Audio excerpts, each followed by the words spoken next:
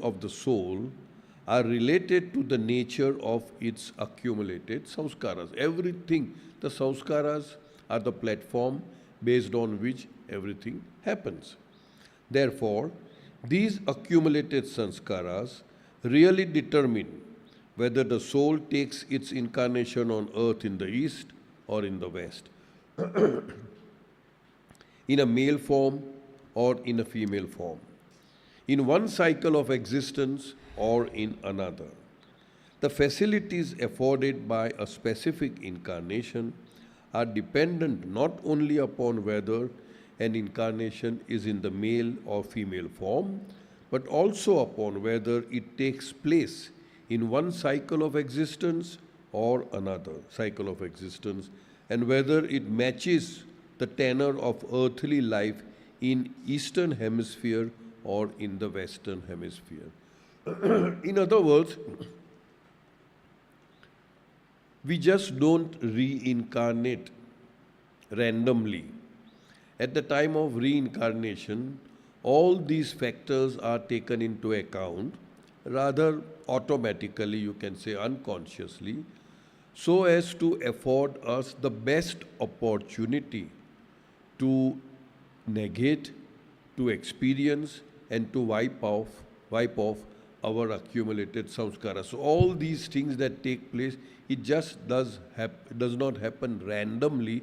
They are all a perfect mathematical calculation, so to speak, and that is how we are born in a certain hemisphere, in a certain continent, in a certain country, in a certain state, in a certain religion, in a certain gender, in a certain family. Everything is taken into account in order to give us the best opportunity to negate or equalize or wipe off our past accumulated samskaras. East and West. Generally speaking, today, on the whole, the East has developed more along spiritual lines than material lines, with the result that the Eastern mind has a more spontaneous aspiration for God. The West, on the whole, has developed more along material lines than along spiritual lines, with the result that the Western mind has a more spontaneous urge towards intellectual and artistic things. An incarnation in the East usually brings with it a greater tendency towards spiritual life than in the West, and an incarnation in the West usually brings with it a greater tendency towards material life than one in the East. But the soul has to experience the material as well as the spiritual aspects of life before it is freed from the fetters of a divided life. Therefore, the same soul has to incarnate in the East as well as in the West. All right. This paragraph doesn't much require any explanation except for the last 4 lines. But the soul has to experience the material as well as spiritual aspect of life before it is freed from the fetters. Fetters would mean chains, bindings, bondage of a divided life. Therefore, the same soul has to incarnate in the East as well as in the West. Very, very important to understand. Today, or maybe for all times, we are talking about East versus West. We are talking about this religion versus that religion. We are talking about this gender against that gender. Little do we realize that we all go through all these changes in various incarnations. Today, if I am in a male form, maybe in my last birth I was a female. Today, if I am born in the eastern part of the hemisphere, maybe in the last. So there is no question of hatred, of enmity, of jealousy, of fighting, of any kinds of these negative emotions, for the simple reason that the soul or the spirit is above all these things, and all the spirits have to go through all these experiences. So the more softer we are against the other, the more softer will be the repercussion towards us because of the karmic operation of the karmic law. That's what I wanted to convey. Yeah. Subparagraph. Change. Change of sphere. If a soul has had many successive incarnations in the East and then takes an incarnation in the West, it carries with it the impressions of its lives in the East, and though living in the West, it leads a life essentially in conformity with the Eastern pattern.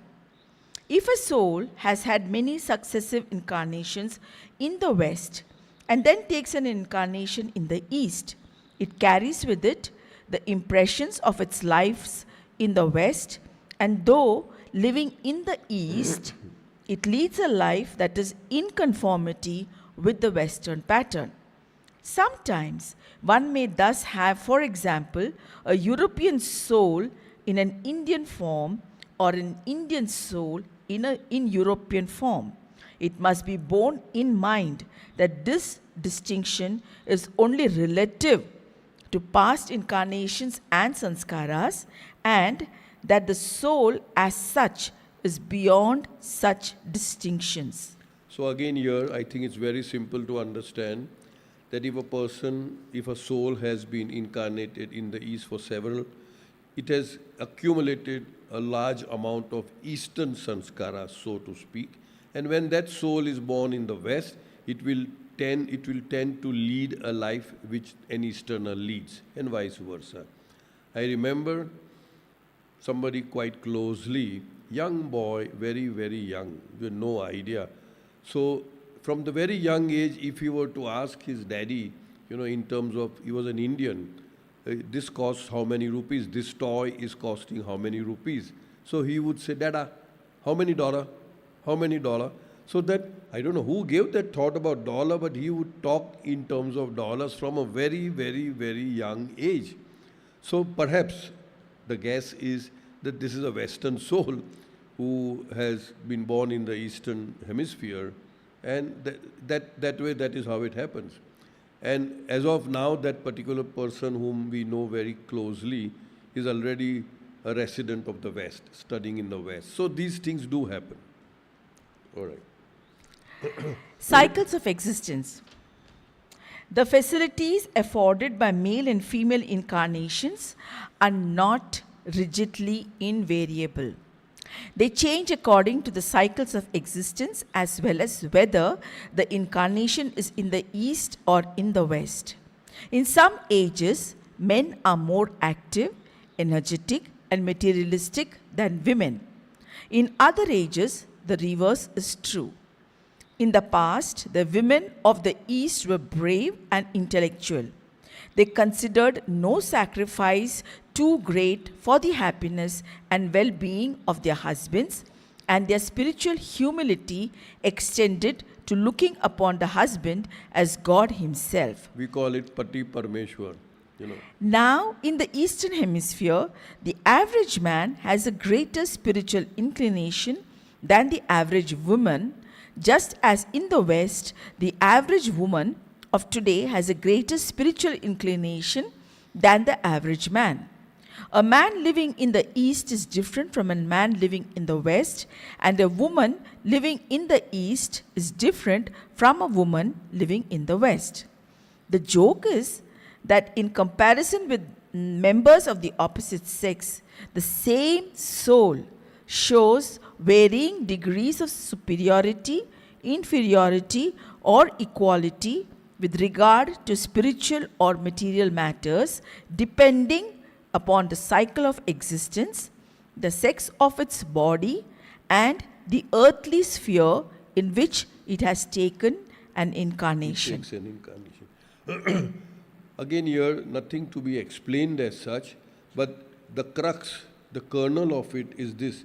The joke is that in comparison with members of the opposite sex, the same soul, the word same is in italics, which means the same soul shows varying degrees of superiority, inferiority, or equality with regard to spiritual or material matters, depending upon the cycle of existence, the sex of its body, and the earthly sphere in which it takes an incarnation. So the emphasis here is that instead of identifying ourselves with the periphery level of the spirit, which is the body, which is the sex, which is high, low, healthy, sick, Easterner, Westerner, and various religions, these are all extremely superfluous. They are all absolutely superfluous.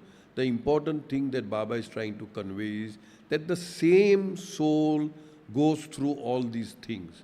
So where is the question of, let's say, one class, one caste, one religion having a kind of a distinction and having a kind of a hatred or war against the other? It is the same thing, it's the same soul. Reincarnation and Karma, Part 5, the need for male and female incarnations. Facilities of male and female form. Though the facilities afforded by each sex vary according to the age and place in which the incarnation occurs, each sex affords special facilities for the development of experience along specific lines. The lessons readily learned in male incarnations may not be easily attainable through female incarnations, and the lessons readily learned in female incarnations may not be easily attainable in male incarnations. As a rule, men excel in qualities of the head and will. They are capable of sound judgment and steadfast purpose. As a rule, women excel in qualities of the heart. They are capable of intense love, which makes them welcome any sacrifice for the loved one. It is because of this capacity of women for love that in devotional references to the avatar, the name of a woman is often given precedence, as when bhaktas, devotees of Rama or Krishna, sing of Sita Ram or Radha Krishna. And in this age we call Mehra Meher. Visible. Since male and female incarnations are equally necessary for self-knowledge, it is not right to look upon one as being more important than the other. Though there are differences between the nature of the respective facilities afforded by them, they are both indispensable. The soul must go through male incarnations as well as female incarnations if it is to have that richness of experience which is a condition of attaining the realization that the soul in itself is beyond all forms of duality, including the accentuated duality based on sex. Unity of subject and object. Before the soul is set free from all sanskaras, it assumes numerous male forms and numerous female forms. If the soul were to incarnate only in male forms or only in female forms, its experience would remain one-sided and incomplete. The duality of experience can be overcome only through understanding, and the understanding of experience is only partial as long as it moves within the limits of only one of the two opposites. Unity of the subject and object of experience is unattainable as long as there is in the object any aspect of or element not fully covered by one's own experience, and this applies particularly to sexual duality. Basically, I don't think this requires any deeper explanations, except that both the genders are very essential to assimilate and experience various aspects of our life. If a soul is born only in one gender, he would only experience one side of what is going on out there, and that would be an incomplete experience. And in order to make the experience complete, it is very essential that the soul takes a birth in the other gender so as to complete the experience. Mind retains experience of incarnations. The mind retains the gathered experience of male and female incarnations. Since the soul identifies itself with the body, the psychological tendencies that harmonize with the sex of the body find a suitable medium for expression. The tendencies that are characteristic of the opposite sex are ordinarily suppressed into the unconscious part of the mind because they do not harmonize with the sex of the body and find the medium of expression obstructive. When the soul takes a female body, the male tendencies are, so to speak, held in abeyance, and only the female tendencies are released for expression. In the same way, when the soul takes a male body, the female tendencies are held in abeyance and the male tendencies are released for expression. This is very important to understand. In the mind, there are tendencies which are very much associated with a certain gender. But in the mind, both the tendencies are already there. Only those tendencies which are linked with the body, because our consciousness is linked with the form. I consider myself as a male, in a male form. So all those tendencies which are considered as male tendencies would come to the forefront, will come to be highlighted and experienced. It does not mean that I do not have female tendencies. I do have. But the female tendencies do not get an opportunity to exhibit itself, to manifest itself, because my consciousness has associated it with a male form. Now I'll read it. The mind retains the gathered experience of male and female incarnations. Several thousands upon thousands of incarnations I may have been a female would have been a male. So all those experiences are gathered in the mental body, the samskaras. Since the soul identifies itself with the body, our identification is with the body, with the form. The psychological tendencies that harmonize with the sex of the body find a suitable medium for expression. The psychological tendencies of this form is, I am a male, and so they will come out for suitable expression. The tendencies that are characteristic of the opposite sex are ordinarily sometimes they do come up, erupt, and therefore we might sometimes have a female who is behaving like a male in every respect, and there are male who would be very effeminate, so to speak. So those exceptions are also there. The tendencies that are characteristic of the opposite sex are ordinarily suppressed into the unconscious part of the mind because they do not harmonize with the sex of the body and find the medium of expression obstructive. Obstructive would mean hampering, impeding, restraining, hindering, not allowing it to come to the forefront to be manifested. In the same way, when the soul takes a male body, the female tendencies are held in abeyance. They are kept behind, retained. And male tendencies are released for expression.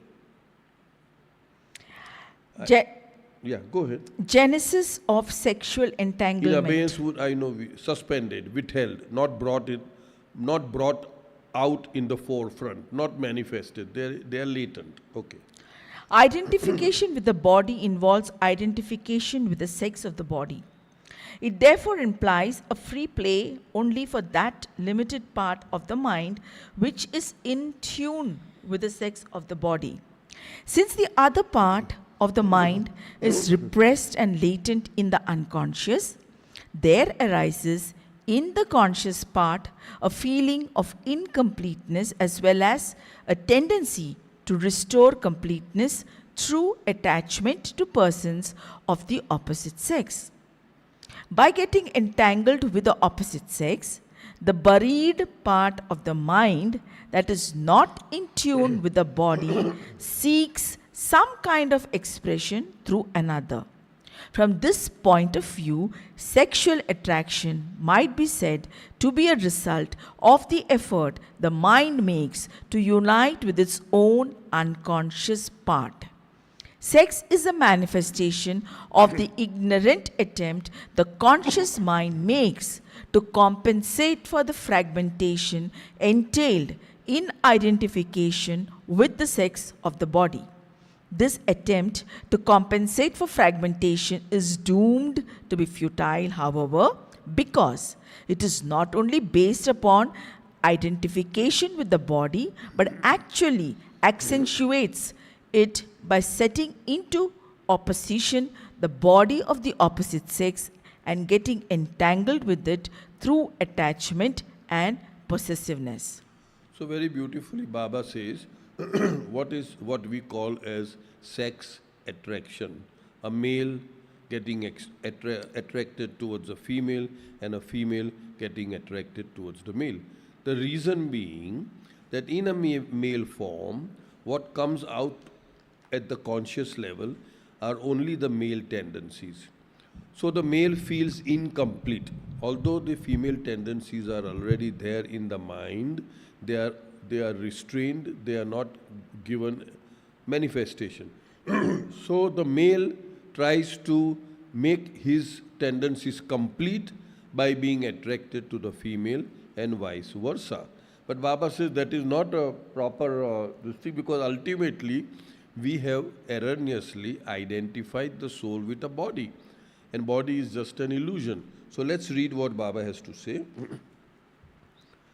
Identification with the body involves identification with the sex of the body. When we say that I am identifying myself with this particular form or body, I am identifying myself with the sex of the body. It therefore implies a free play only for that limited part of the mind which is in tune with the sex of the body. We've done that only those samskaras which identify itself, which has the tendency of a male form, will get fructified or will get manifestation. Since the other part of the mind is repressed and latent in the unconscious, there arises in the conscious part a feeling of incompleteness as well as a tendency to restore completeness through attachment to persons of the opposite sex. By getting entangled with the opposite sex, the buried part of the mind that is not in tune with the body, which means the female tendencies, seeks some kind of expression through another. So through the body of the another, we seek some kind of an expression. From this point of view, sexual attraction might be said to be the result of the effort the mind makes to unite with its own unconscious part. Sex is a manifestation of ignorant attempt the conscious mind makes to compensate for the fragmentation. Fragmentation would mean separation or breaking up. Fragmentation entailed in identification with the sex of the body. The soul is sexless. Those who have achieved God realization, those who are perfect, they have no sex attraction because they consider the soul as the real thing and not the physical body. Their identification with the body is already lost. This attempt to compensate for fragmentation is doomed to be futile, however, because it is not only based upon identification with the body, but actually accentuates it by setting into opposition the body of the opposite sex and getting entangled with it through attachment and possessiveness. My understanding of this would be any kind of possessiveness, any kind of attachment is in the domain of illusion or ignorance. Not only attachment or let's say possessiveness of the other sex, but even entanglement and possessiveness of our own body. So what Baba is trying to say, it is doomed to be a failure because as long as you are entangled and attached to the aspect of illusion, the illusion remains an illusion. So you are not likely to make any headway towards the truth. So any kinds of possession, any kind of attachment. Understanding through detachment. When the soul is trying to overcome sexual duality through detachment from the opposite sex, it is paving a way for understanding the experience associated with the opposite sex from within. Then a man tries to understand a woman not through the eyes of the male, but through the imaginative reaching out towards what the woman feels herself to be in her own personal experience. In the same way, a woman tries to understand a man not through the eyes of the female, but through the imaginative reaching out towards what a man feels himself to be in his own personal experience. So, paradoxical though it may seem, the form of the opposite sex prevents the true understanding of experience associated with the opposite sex. Detachment from the form of the opposite sex facilitates true understanding of the experience associated with the opposite sex because it removes the barrier created by sex obsessed imagination. Understanding through detachment. This word, which Baba uses often, is very important in a sense. Detachment, unattached. We get attracted to the opposite sex with the idea of bringing alive those tendencies, impressions, samskaras which are in us but which are latent.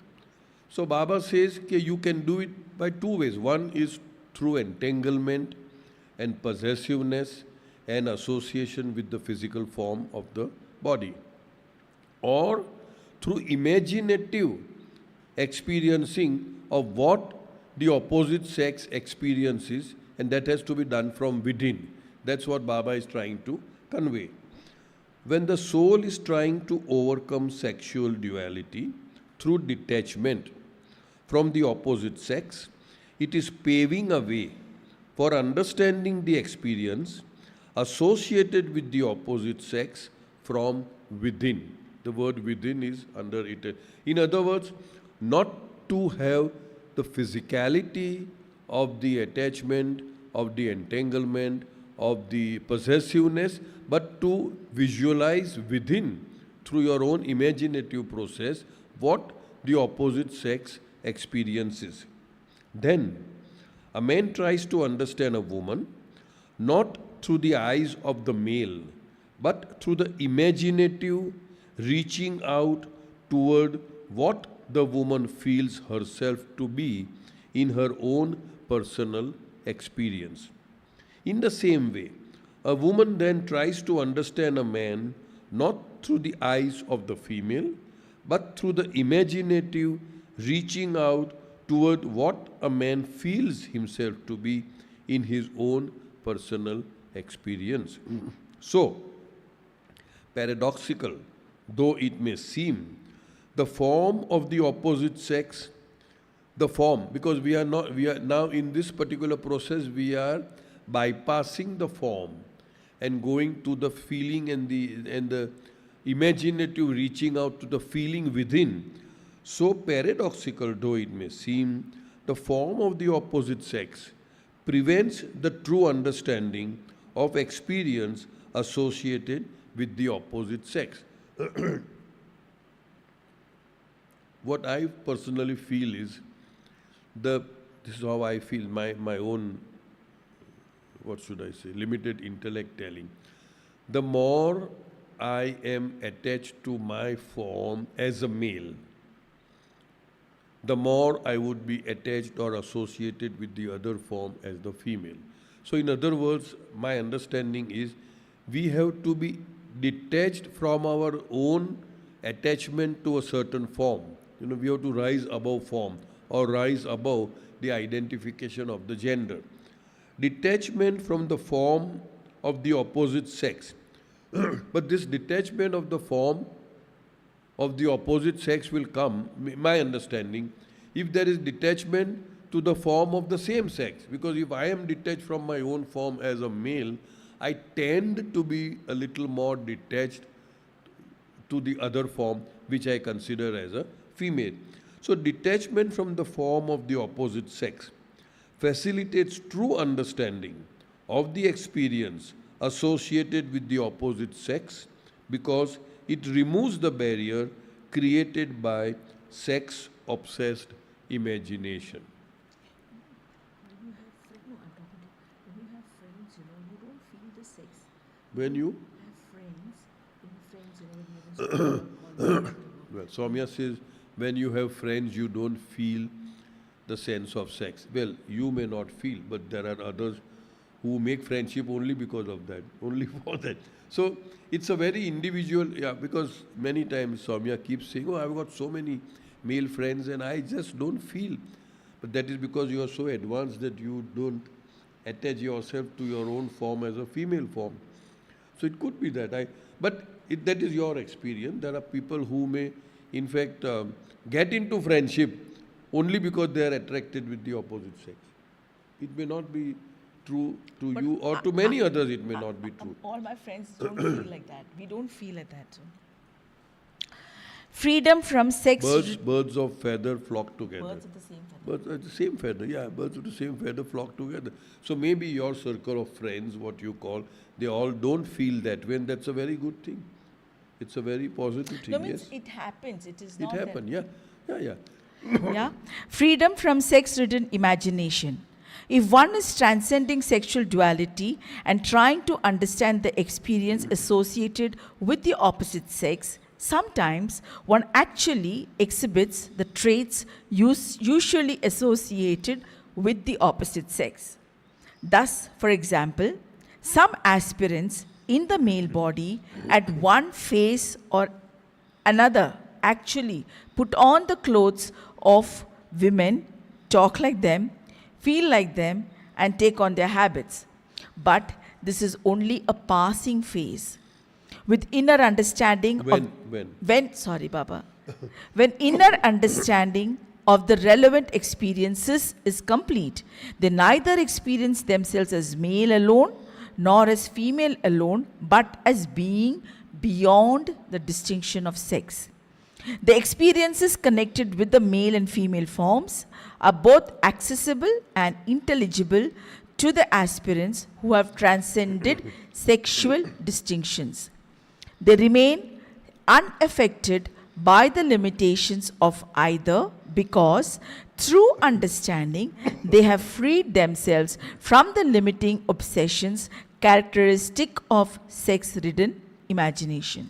So here what Baba says is that as you contemplate, as Baba says, reaching out to the experiences of the other gender, of the other sex, from within. That means you are following, trying to not indulge or trying not to be entangled, trying not to be possessive, but getting the feeling of what the other sex feels. There is a possibility here, Baba says, that you actually activate those tendencies within yourself, and then you start dressing, talking, and behaving as the opposite sex. If a male is there, he would start behaving as a female, or if a female is there, he would start behaving and dressing as a male. That also is possible. But if it is done through proper understanding as an aspect to emancipate and to free our consciousness from the sex binding, then these traits which are exhibited are only for a very small period of time, and then they go away, and then that particular soul experiences itself as above and beyond both the genders. I'll read this. I just gave the synopsis of the paragraph. Now we'll read what the source of truth Baba is saying. Freedom from sex-ridden imagination. If one is transcending sexual duality and trying to understand the experience associated with the opposite sex, sometimes That means through reaching out from within, that way. Sometimes one actually exhibits the traits usually associated with the opposite sex. Thus, for example, some aspirants in the male body at one phase or another actually put on the clothes of women, talk like them, feel like them, and take on their habits. But this is only a passing phase, it's only temporary.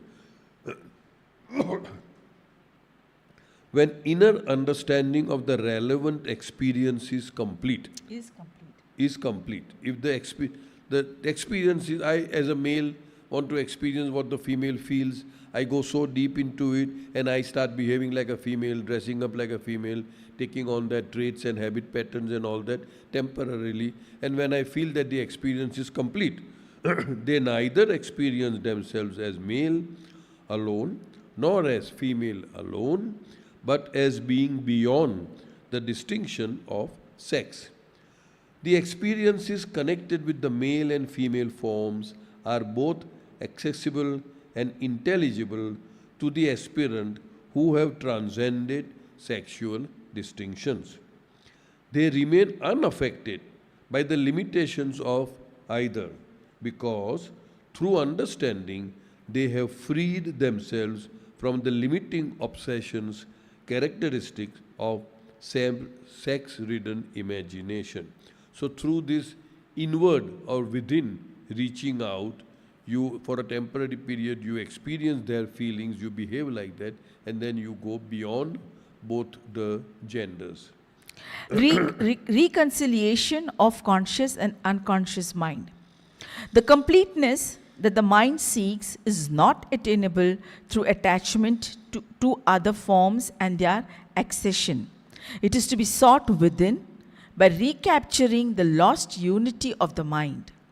Reconciliation of the conscious and the unconscious mind is possible not through sexual attraction or through other forms of possessiveness, but through non-identification with the body and its sex. Non-identification with the body removes the barrier that prevents the amalgamation and integration of the total of experience deposited in the mind. Completeness within is to be sought by overcoming sexual duality and distinction, which accentuate identification with the body. So that's what we said, that in order for me, let's say, not to be attracted to the other sex, other form, I should be distanced, or I should be detached with my own form or body as a male sex. The completeness that the mind seeks is not attainable. Completeness means what? The conscious part and the unconscious part, the manifest part and the latent part, the exhibited part as a male and the non-exhibited part as the female. That is the meaning of amalgamation. The completeness that the mind seeks is not attainable through attachment to other forms and their accession. Accession would mean obtainment or attainment or acquisition through possessiveness, through entanglement, through attachment. It is not possible through those areas, through those aspects. It is to be sought within, again the word within is in italics, it is to be sought within by recapturing the lost unity of the mind. The unity is there between male and female, but it is lost because of, why is it lost? Apparently lost. Why is it lost? Because I have very firmly, strictly, categorically identified myself as a male form, and that is why it is lost. So Baba says, reconciliation of the conscious and the unconscious mind is possible not through sexual attractions or through other forms of possessiveness, but through non-identification with the body and its sex. You cease to identify yourself as a particular sex. Non-identification with the body, with the form. Non-identification with the body removes the barrier that prevents the amalgamation. Amalgamation. Amalgamation would mean synthesis, fusion, or blend. Amalgamate, to make one, blending. That prevents the amalgamation and integration. Integration would mean absorption, unification, to integrate, to make one. I'll repeat again. Non-identification with the body. So the main point here Baba is trying to emphasize is that you must cease or stop or at least reduce. Your I, the false aham, identification with the body. The more we reduce the identification with the body, the better it is for us, because then body is there, but I am not the body. Like the prayer which I keep repeating what Baba has said. So once we say that I am something different than the body is there. I have a body, but I am not the body. Baba gave a very good example. Like for example, I have a pen, but I am not the pen.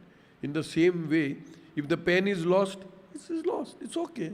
No big deal. In the same way, I have a body. I am not the body, but I have a body, and the body goes, which it has to go. It doesn't matter whether it is today or tomorrow. It has to go. Why should anybody cry or weep or wail over it? That was an example which Baba had given elsewhere. Non-identification, a very important word, non-identification with the body removes the barrier that prevents the amalgamation and integration of the total of experience deposited in the mind.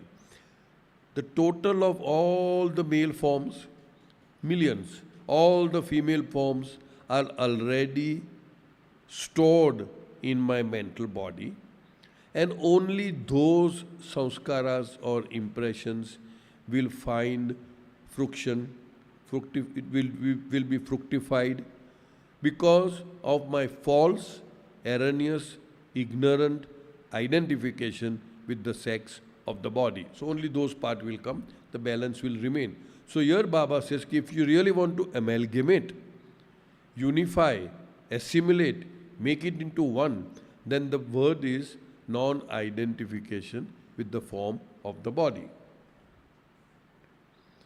So there will be an amalgamation and integration of the total experience deposited in the mind. The total experience is all of the male and all of the female. But once you stop identifying, that gets amalgamated, that becomes one, that becomes unified.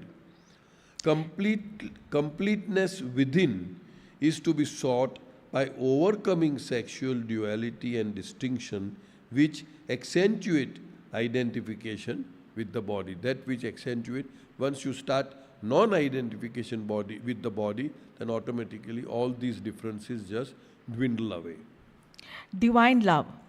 To be free from the attachment to the opposite sex is to be free from domination of the sex of the body in which the soul has incarnated itself, thereby annihilating the majority of those sanskaras that compel the soul to identify itself with the body.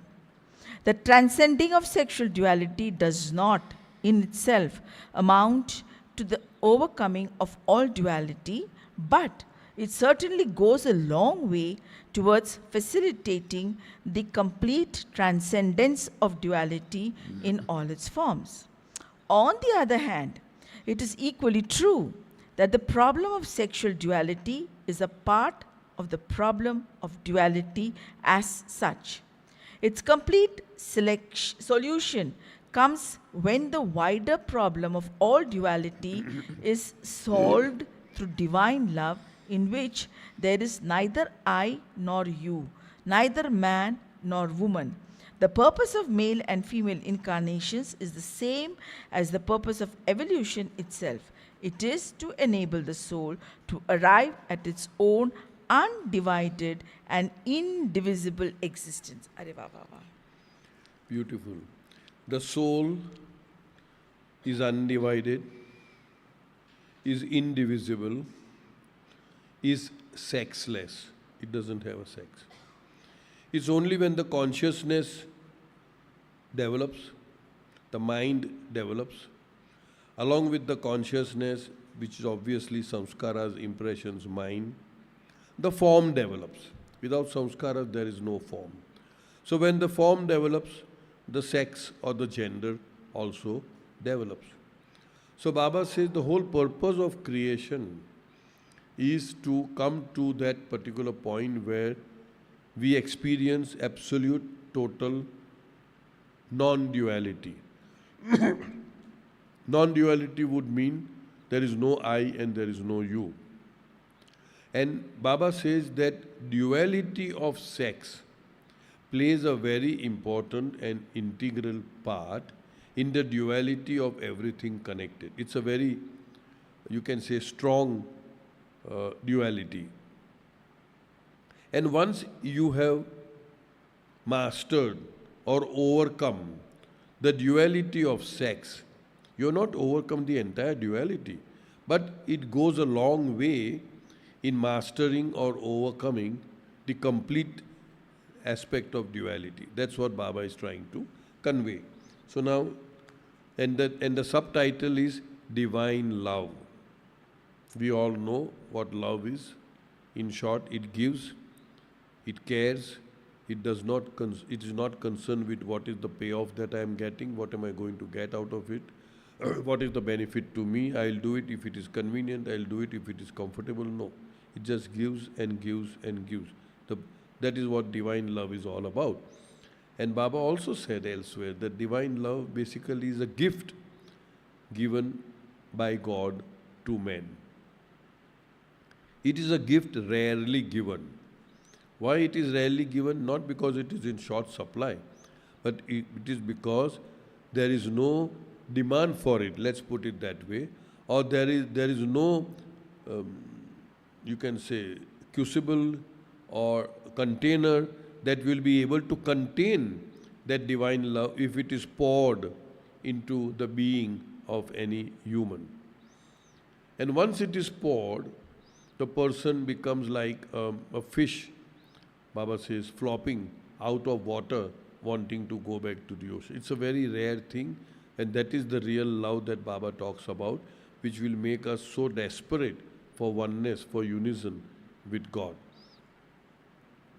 To be free from attachment to the opposite sex is to be free from the domination of the sex of the body in which the soul has incarnated itself, thereby annihilating the majority, not all, the majority of those samskaras that compel the soul to identify itself with the body.